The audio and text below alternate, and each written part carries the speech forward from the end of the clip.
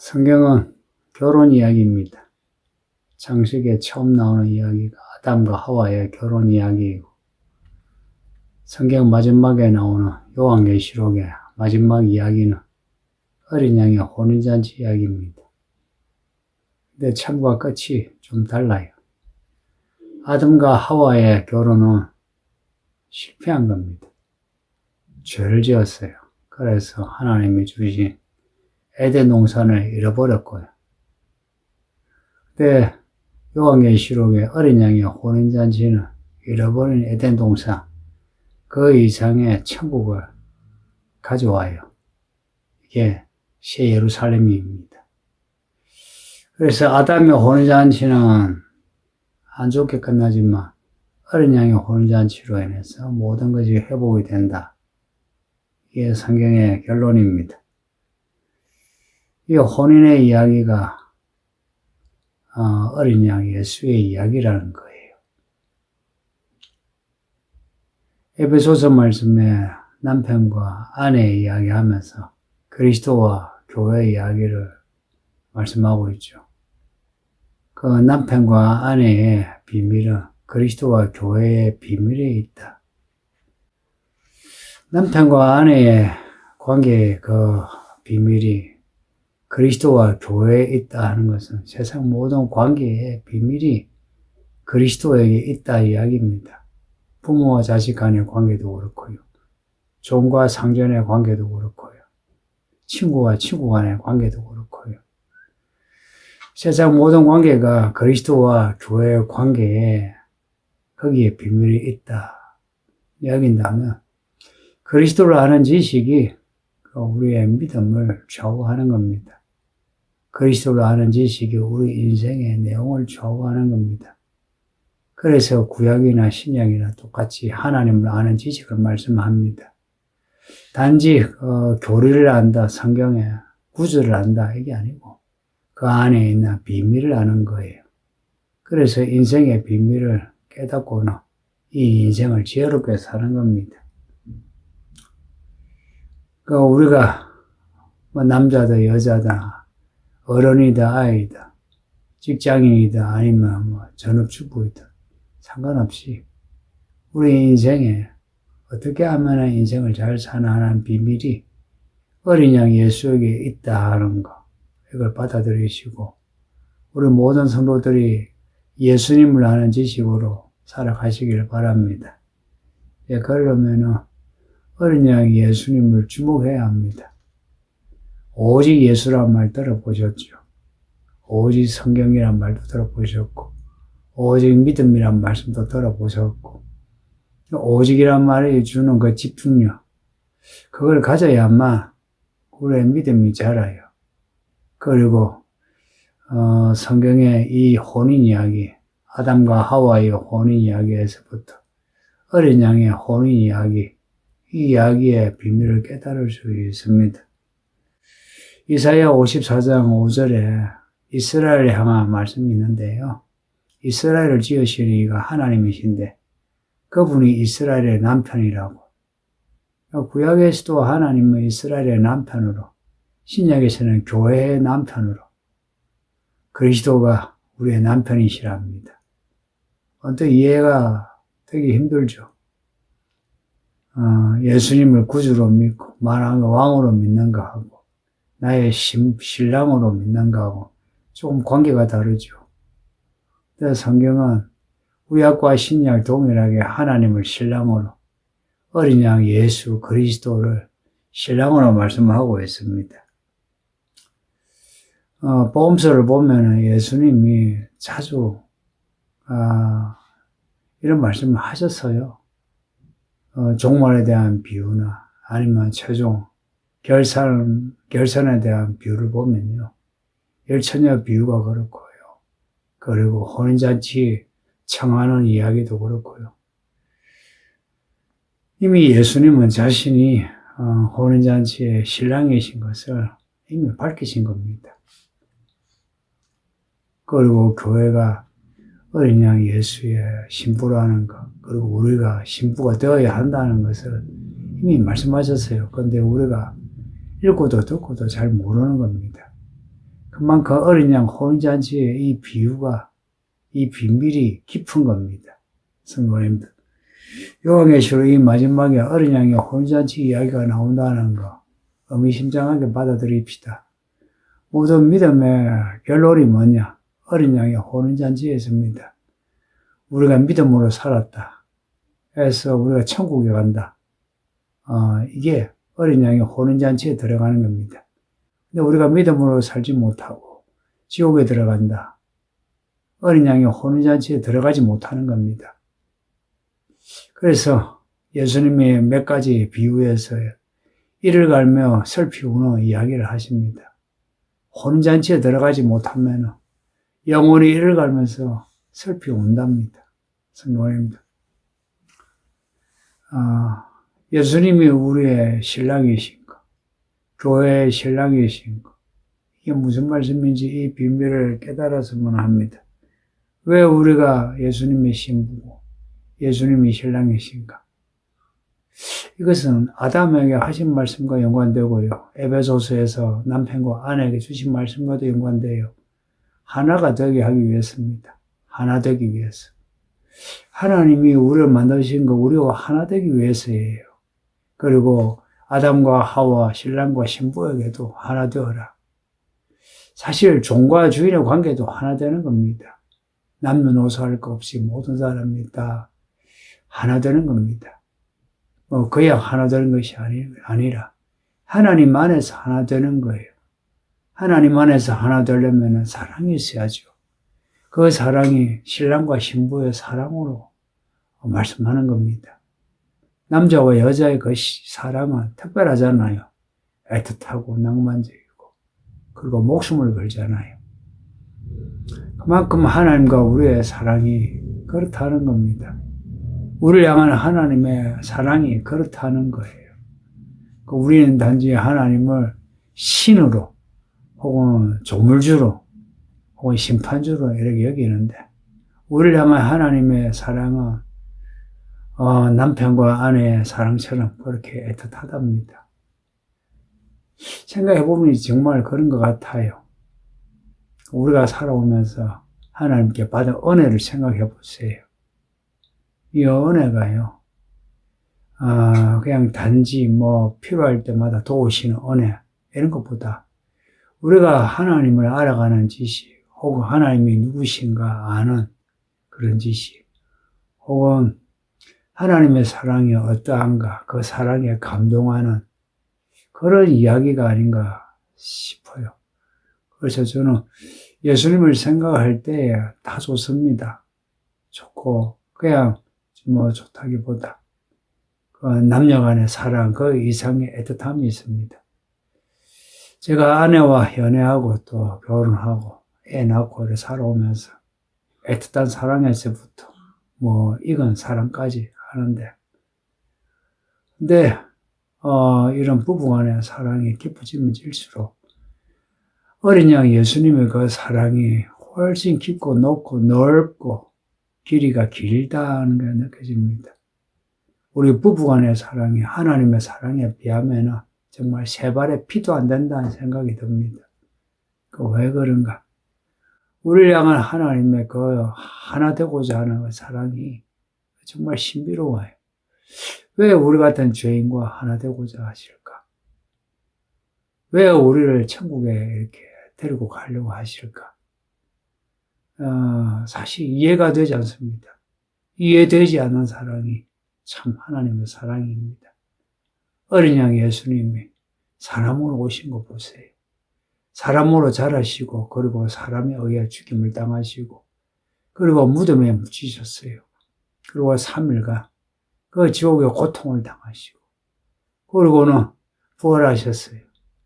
부활하셔서는 우리에게 성령을 주시고, 그 성령으로 우리로 하여금 하나님이 누구신가 알게 하시고, 또 하나님의 이야기를 살게 하시고, 이 모든 이 사랑의 이야기를 생각하면 이거는 설명할 수 없는 사랑이에요.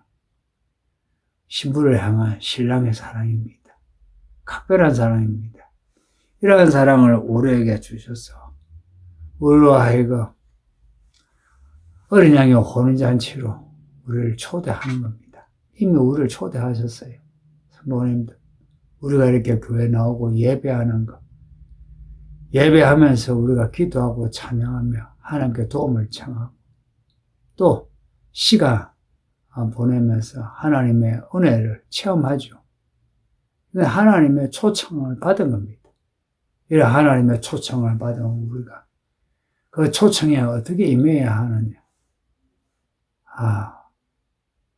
우리의 신랑이신 예수님에게 맞춰야죠. 신부가 신랑에게 맞추는 것처럼 신랑이신 예수님에게 우리 자신을 맞추는 겁니다. 머리부터 발끝까지 맞추는 거예요. 신랑이신 예수님은 우리의 마음의 중심을 보시니 우리의 마음의 중심까지도 예수님께 맞추는 겁니다. 이것이 오늘 본문에 나오는 옳은 행실입니다. 단지 예수를 믿는다고 말로만 하는 것이 아니라 교회 열심히 다니는 것만이 아니라 우리가 나이 들면서 살아가는 삶의 이 내용이 옳은 행실이어야 하는 겁니다. 옳은 행실이라는 것, 한마디로 말하면 의를 말합니다. 하나님의 의. 우리가 아무리 어렵게 산다 해도 완전한 의를 행할 수 있겠습니까? 그냥 개사실만한 믿음으로, 개사실만한 행실로 사는 거죠. 근데 예수님이 이런 우리를 불쌍히 여기시고 사랑하여 나중에 우리를 만나실 때에 예수님의 그 완전한 의의 옷을 우리에게 입혀주시는 거예요. 그래서 오늘 본문에 깨끗한 세마포 옷을 허락하신다고. 우리가 입을 수 있는 신부의 옷은 우리가 입는 건 아니죠. 그러나 우리가 단장을 해야 합니다. 우리가 만날 우리의 신랑이신 예수님을 만날 준비를 하는 거예요. 단장하는 겁니다. 단장하는데 예수님을 만날 때에 예수님이 우리에게 예수님의 그 의의 옷을 입혀주시는 거예요. 근데 단장해야 합니다. 어떻게 단장해야 할까? 요한계시록 14장에 나오는 14만 4천의 내용을 꼭 읽으세요. 그리고 그 14장 5절 6절의 그 말씀을 꼭 읽으셔서 14만 4천이 어떻게 해서 어린 양의 신부가 되나? 세상과 더럽히지 아니하고 어린 양이 인도하면 어디로 인도하든지 따라간답니다. 그리고 세상에 처음 익은 열매로 그 믿음이 익어갔답니다. 성도님들, 우리가 믿는 예수님이 우리의 구주이시며 우리의 신랑이시라 생각하세요. 에베소서 말씀에 신랑은 주님이라 그랬죠. 그 예수님은 우리의 주인이라 여기시고 예수님께 순종합시다. 이해되고 안 되고 상황이 되고 안 되고 떠나가지고 예수님 말씀에 순종합시다. 세상에 갈수록 시끄럽고 사람들의 말이 많아지고 있습니다. 그래서 예수님의 이 말씀대로 살아가는 것을 사람들이 마다하고 있습니다. 그냥 사람들이 살아가고 싶은 대로 살고자 해요. 이게 바벨론의 사치와 엄행입니다. 엄리의 엄행이고요. 이런 사치와 엄행이 교회 안에도 가득해요. 교회 목사, 장로, 집사, 권사, 교사 이런 교회 일꾼들까지도 바벨론의 사치와 엄행에서 벗어나지 못한 채 그냥 살아가고 있습니다. 성도님들, 우리가 앞에서 17장, 18장에서 엄행하는 엄녀와 그리고 사치와 부를 축적하는 바벨론의 이야기를 읽은 이유가 뭐냐? 멸망할 엄녀와 바벨론에서 나와서 하나님의 어린 양의 혼인잔치에 들어가자 하는 겁니다. 그 혼인잔치의 기약이 가까웠습니다. 세상을 보세요. 2021년이라고 하는 이 연도를 떠나서 지금의 이 세상에 돌아가는 상황을 보세요. 예수님은 오실 때가 된 것 같지 않습니까? 특히나 교회 상황을 보세요. 성경을 보면요. 이스라엘의 선지자들이 이스라엘의 상황을 두고 항상 그날 여호와의 그날 말세를 말씀했습니다. 교회의 상황이 어린 양의 혼인잔치의 기약을 말해주고 있지 않습니까? 교회가 예선교회가 아니에요. 성도들도 예전의 성도들이 아닙니다. 시간이 갈수록 이제 좌우로 갈라져요. 14장에 보면 알곡과 포도송이로 나눠지죠. 이렇게 알곡으로 하나님께 구원받는 사람으로 하나님의 진노의 포도주 털에 심판을 받는 그 포도송이로 사람들이 갈라지고 있습니다. 이미 이 교회 안에도 이런 갈라짐이 있고요. 그래서 이제는 이제 자기 갈 길로 갑니다. 성도님들, 저는 제 갈 길로 갑니다. 제가 가는 길이 저는 이게 어린 양 혼인잔치로 가는 길이라고 여겨요. 그래서 아무리 좁아도 가야 하겠다 여기고요. 같이 가자는 겁니다. 이 길이 비록 좁고 협착해도 가야 하는 길이에요. 그리고 갈 수 있고요. 가게 하시고요. 누가? 우리의 신랑이시 예수님이 우리를 가게 하시는 겁니다. 예수님이 앞장서서 인도하신다 그러죠. 우리는 따라만 가면 됩니다. 따라만 가면 전후 좌우로 성령이 우리를 보호하시고 지켜주십니다. 겁내지 마세요. 짐승의 시대의 짐승이, 그리고 거짓 선지자가, 바벨론과 엄녀가 교회를 박해하고 믿는 사람을 사로잡아가고 죽일지라도 겁내지 마세요. 우리는 가야 할 길 그냥 가면 됩니다. 갈 수가 있습니다. 분명한 거는 지금 어린 양의 혼인잔치에 귀하게 다 되었다는 거. 시간이 다 되었어요. 시간이 다 되었어요. 이렇게 시간이 다 될 때에 하나님의 사건들은 아주 밀도가 높아져요. 이제 많은 일들이 동시다발적으로 일어나요. 아마 여러분에게 그럴 거예요. 여러분 가정에 혹은 여러분 개인에게도 하나님의 이야기가 동시다발적으로 일어나고 있을걸요. 그 일들을 주목하세요. 그리고 분석하세요. 이 말씀으로 분석하세요. 시간의 문제입니다. 이제 예수님이 오실 시간이 되었어요. 이제는 어른이나 아이나 같은 세대예요. 남녀노소 다 같은 세대예요. 우리 이제 같은 세대에서 이 시대가 가기 전에 예수님을 보게 됩니다. 할렐루야. 예수님이 말씀하신 이 세대가 가기 전에 내가 오리라 하신 그 시대에 우리가 지금 들어와 있습니다. 2000년이 지났는데 2000년 동안에 예수님을 기다렸던 사람들, 예수님 오시지 않네, 안 오시나? 2000년간 그렇게 지냈어요. 그런데 이제 우리 때에 이 요한계시록 기록된 7번의 이야기들이 이렇게 중첩적으로 일어나면서 우리로 하여금 시간이 가까이 왔음을 우리에게 말씀하고 있습니다. 그러니 지금은 단장해야 될 때입니다. 옷을 단장해야 돼요. 어떻게? 옳은 행실로 살아가는 겁니다. 이 말씀이 옳은 행실의 교과서입니다. 말씀을 읽고 듣고 배우세요. 그리고 말씀대로 살려고 하세요. 요한계시록 1장에서부터 마지막 22장까지의 그 핵심 메시지가 뭐든가요? 이 말씀 읽고 듣고 지키는 자에게 복이 있다. 왜냐? 옳은 행실의 옷을 입거든요.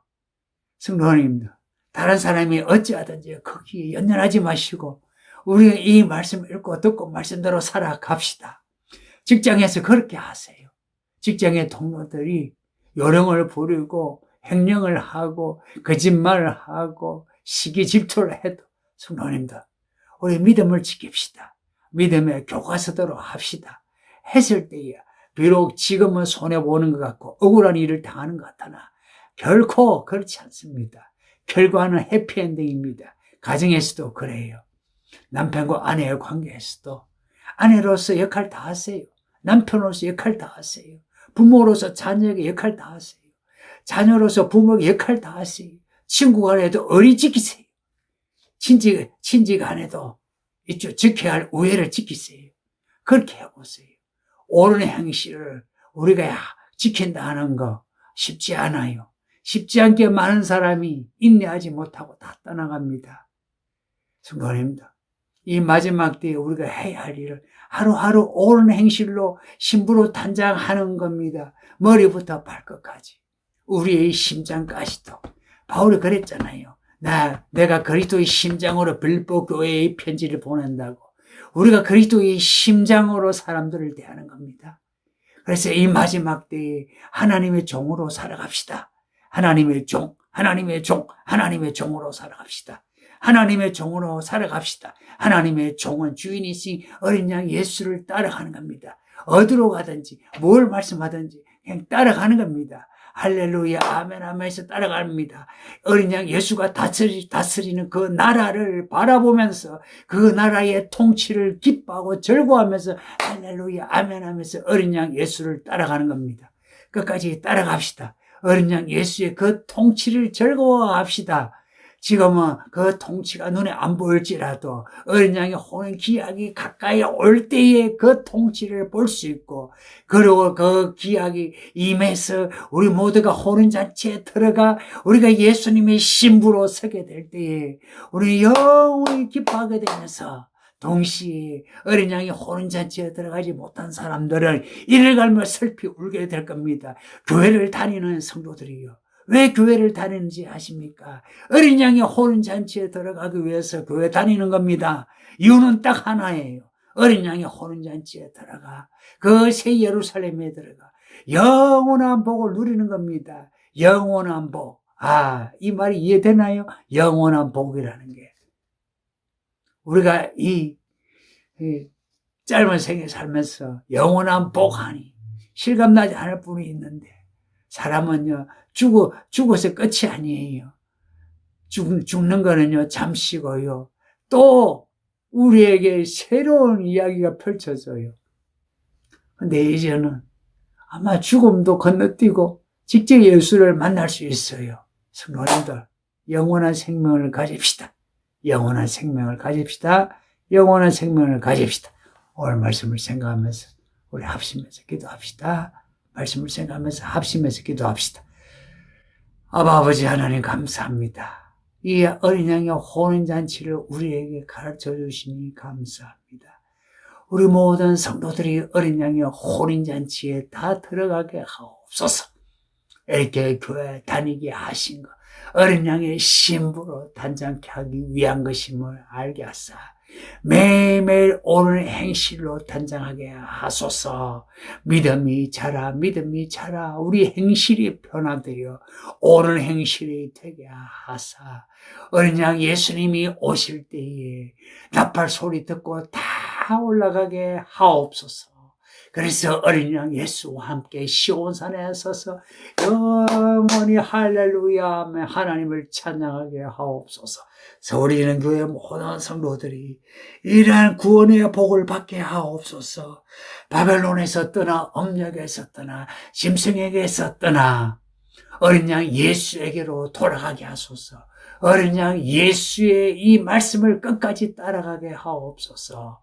믿음으로 사는 것이 쉽지 않을지라도 다 감수하게 하시고 인내하게 하사 결국에는 정금 같은 믿음을 가지고 어린 양의 신부로 그 깨끗한 세마포스 옷을 입고 천국에 있게 하옵소서. 도와주소서. 감사하고 예수님 이름으로 기도합니다.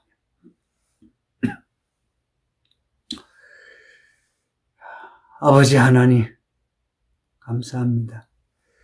우리에게 이 마지막에 어린 양의 호른잔치 이야기를 읽게 하고 듣게 하시니 감사합니다. 우리 모든 성도들이 다 어린 양의 호른잔치에 들어가게 하옵소서. 이 땅 살면서 비록 힘들지라도 믿음으로 사는 것을 마다하지 않고 끝까지 인내함으로 어린 양 예수를 따라가 예수 만나게 하옵소서. 이 어린 양의 호른잔치가 어떠한 사건인지 우리가 지금은 잘 알 수 없으나, 그러나 이 일을 위하여 주께서 천지를 창조하시고 우리를 창조하시고 우리를 구원하신 줄 믿사오니 우리 모든 성도들이 어린 양의 호른잔치에 들어가게 하옵소서. 이 땅 살면서 헛되이 살지 아니하고 옳은 행실로 어린 양의 신부로 단장하며 살게 하옵소서. 감사하고 예수님 이름으로 기도하며 이제는 우리 구주 예수님의 은혜와 아버지 하나님의 사랑하심과 성령의 위로와 평화 말씀을 이루시는 그 역사하심이 이 시간 이 말씀을 읽고 들으면서 어린 양의 신부가 되리라.